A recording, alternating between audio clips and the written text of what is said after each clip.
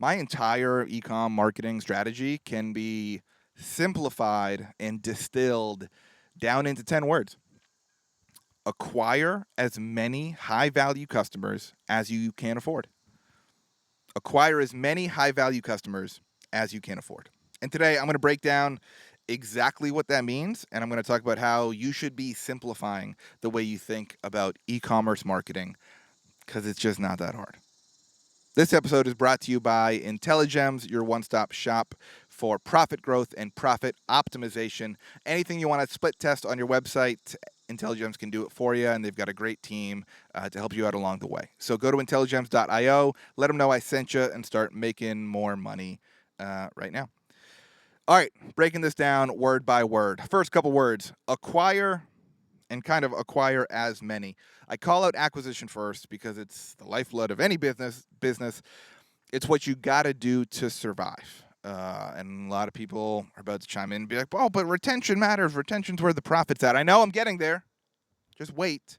But even if you have an amazing retention strategy and great repeat purchase rates, that's even more of a reason to put your foot on the throttle of acquisition, to really go hard and acquire as many customers as you possibly can, because you're going to feel the compounding effects of your great repurchase rates quicker than brands that have a worse LTV or brands that have a worse retention rate. So acquisition, you got to constantly be reaching new people and be acquiring new customers. That's the first part of this phrase, acquire as many. Next up, high value customers. Don't skip over high value. Note here, I'm not saying acquire as many customers as you can afford. I'm saying acquire as many high value customers as you can. It's super important to note, I'm not saying acquire the cheapest customers that you can. I'm not saying acquire as many customers as you can at your target CAC. I'm saying acquire as many high value customers as possible.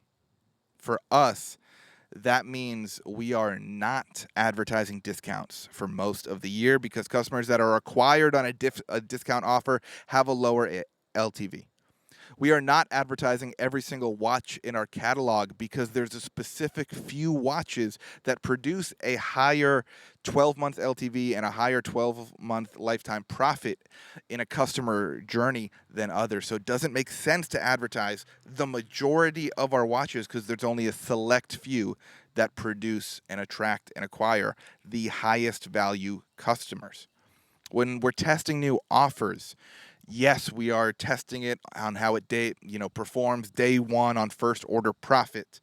But we also look at that cohort at 30 days, at 90 days, at 6 months, and a year, because that's kind of our North Star metric, is what's the most value we can get out of our new customers within a year. So don't just acquire the most customers.